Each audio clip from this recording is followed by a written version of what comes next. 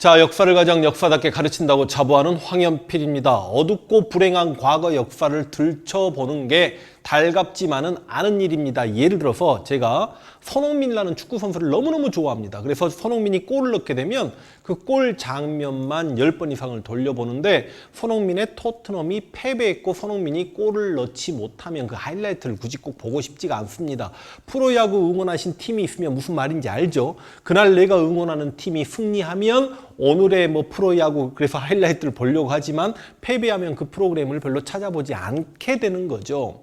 물론 이제 역사를 프로야구 게임하고 비교하는 건 좀 문제가 있습니다만 우리가 어둡고 슬픈 역사를 땅에 묻으려고만 해서는 문제가 있다. 끄집어내야죠. 먼지 다 털어내고 돋보기로 들이대고 봐서 아픈 역사는 아픈 역사대로 공부하면서 내가 아픔을 공유할 수 있게 되면 내가 이들의 후손이구나라고 생각을 하면 되는 거고 우리 미래 후손들에게는 이런 아픔이 반복되지 않도록 하기 위해서 지금 나는 어떤 선택과 어떤 생각을 하고 이 시대를 살아가야 되는지 그걸 알게 해주는 게 역사이지 않습니까? 아프고 슬픈 역사이지만 또 자랑스러운 역사이기도 하기 때문에 오늘 동학농민운동 한번 달려가 볼 수 있도록 하겠습니다. 지난 시간에 동학은 몰락 양반 경주에서 최재우가 창시했으나 혹세무민이라는 누명을 뒤집어 쓰고 흥선대원군에게 죽음을 당하게 되죠. 동학은 불법 종교가 됐습니다만 2대 교주 최시형이 포접제라는 조직도 만들고 동경대전이나 용담유사 같은 책을 펴냄으로 인해서 나름 동학 교도들의 숫자가 점점점 늘어가고 있었을 때 민비 정권은 계속해서 실정을 하고 있었고 그래서 동학 교도들이 우리가 좀 정식 종교로 인정받고 싶다. 동학 교주였던 최재우의 억울함을 풀어주고 싶다라고 해서 교조 신원 운동이라는 게 전라북도 삼내에서도 전개되었고 서울 경복궁 앞에서 꿇어 엎드려서 전하 통촉하여 주시옵소서라고 하는 복합상소도 전개되었고 충북 보은에서 모여서는 이제 민비박샹 하면서 약간 정치적 구호가 이제 나오기 시작하면서 척외양창이를 부르짖었죠. 그러다가 이제 1894년 제 핸드폰 번호 4자리 갑오년에 드디어 동학 농민 전쟁이 터집니다.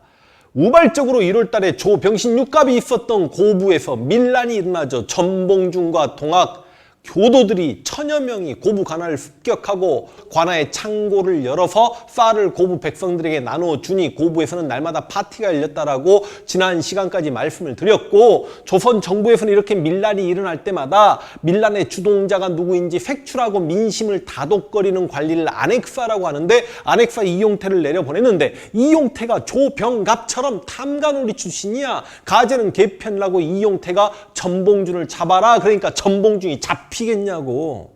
싫죠. 그래서 다른 지역의 접주였던 김계남과 손화중과 함께 백산이라는 곳에서 모입니다. 이때 약 8천여 명의 동학 농민군이 모이는데 전봉준이 경문을 읽고 4대 강령을 발표할 때마다 8천여 명의 농민들이 일어나서 동학의 구호 아십니까? 보국안민 제폭구민을 외치게 되니 갑자기 산이 하얘져 버렸더라. 무슨 말? 당시 조선인들은 흰옷 입고 있지 않습니까? 흰옷 입은 8천여 명의 농민들이 보국안민 제폭구민을 그 산에서 외치니 그래서 그 산 이름이 백산으로 바뀌는 겁니다. 바로 1894년 1월 달에 고부밀란이 있었고 3월 달에 백산봉기 이게 바로 동학인들의 1차 봉기가 되겠습니다. 그 동학인들의 봉기 를 할 때 사람을 모을 때 사발통문을 이용했다라고 하죠. 주동자가 누구인지 모르게 사발을 돌려가지고 이렇게 참여자 이름을 쓰게끔 했던 거 아닙니까? 그때 경문 한번 볼까요? 전봉준의 경문입니다. 우리가 의를 들어 여기에 이르렀음은 그 본의가 결코 다른 데 있지 아니하고 창생을 도탄 중에서 건지고 국가를 반석에 두자 합니다. 안으로 타막한 관리에 머리를 베고 밖으로 횡포한 강적이라면 이제 일제나 외세를 이야기하겠죠? 무리를 쫓아내몰고자 합니다. 양반과 부호 앞에서 고통을 받고 있는 민중과 방백과 수령의 밑에서 굴욕을 당하고 있는 소리들은 우리와 같이 원한이 깊은 자이다. 조금도 주저하지 말고 이 시각으로 일어서라. 만일 기회를 잃으면 후회하여도 미치지 못하리라. 제가 이 경문을 읽어드리는 이유는 뭐냐면 동학 농민운동이 배움이 없는 농민들이 우발적으로 죽창 들고 일어난 운동이라고 생각하시는데 경문을 한번 읽어보시면 꼭 그건 아니죠. 4대 강령을 역시 백산에서 발표하는데 1조, 2조, 3조보다도 실제로 시험에도 4조가 훨씬 더 많이 나옵니다. 군대를 몰고 서울로 들어가 이 동학 농민군들이 백산에서 모여가지고 8,000명이 보국안민 제폭구민을 외친데 바로 서울로 치고 들어갈 생각이었죠. 서울로 치고 들어가서 누구를 쫓아내요? 권세가와 귀족을 모두 없앤다. 이 당시 권력 잡고 있는 권세가와 귀족이 누구야? 민씨 일족이죠. 동학 농민운동은 민비와 민비 일족을 쳐 죽이기 위해 축창 들고 일어난 운동이 동학 농민운동이라고 생각하시면 되겠습니다. 이러면 이제 민비는 아니 이모군란 때 구식군인들이 민비를 잡아 죽여라라고 했지만 서울의 빈민들이 합세했잖아.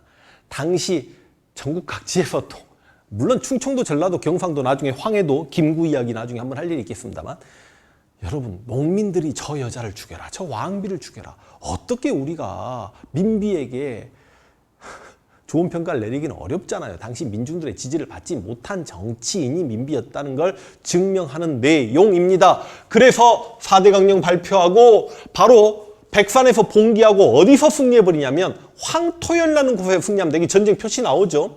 그래서 이 황토현에서 광군을 동학군이 아주 개박살을 내버립니다. 그래서 이 황토현, 여기 사진자료 보시면 황토현 벌판입니다. 이건 당연히 저고요. 제가 대학 다닐 때 그 잔디밭에서 막걸리 마시면서 막걸리 잔을 높이 들고 당시 건배 구호가 뭐였냐면 막걸리 사발을 들고 황토현의 꿈을 안고 함께 가는 역사과 그리고 원샷하고요. 오바이트와 하고 막 그랬습니다. 황토현 전투에서 승리합니다.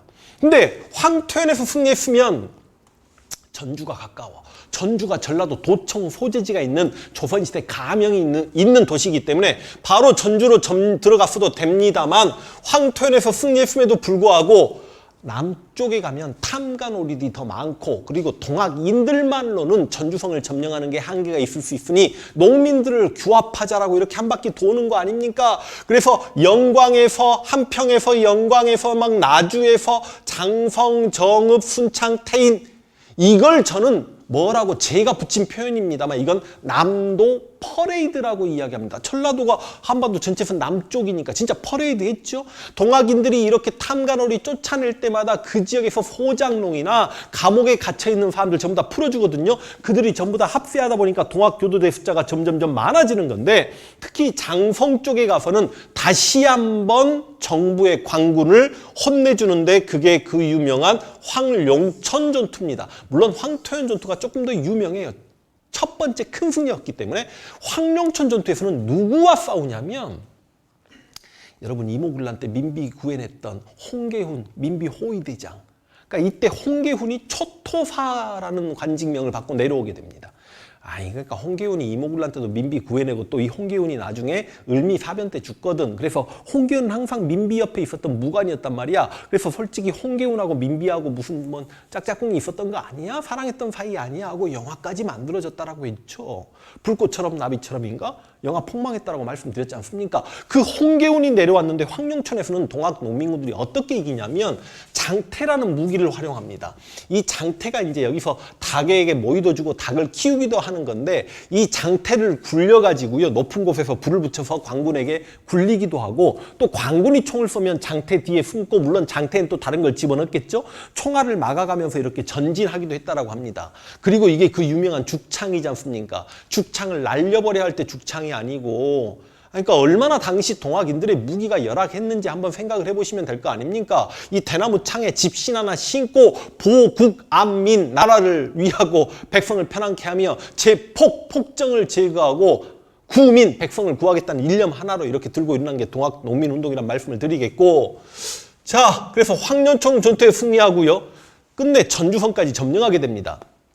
이제 전주성을 점령할 때는 그 마침 전주성에 관군의 숫자가 많지 않았어요. 왜냐하면 홍계훈이 황룡천 전투에서 이렇게 발이 묶여 있었기 때문에 그럼에도 불구하고 거의 무혈입성을 하게 되는데 전주의 장날에 갑자기 너무 많은 장의 사람들이 모여든 거예요.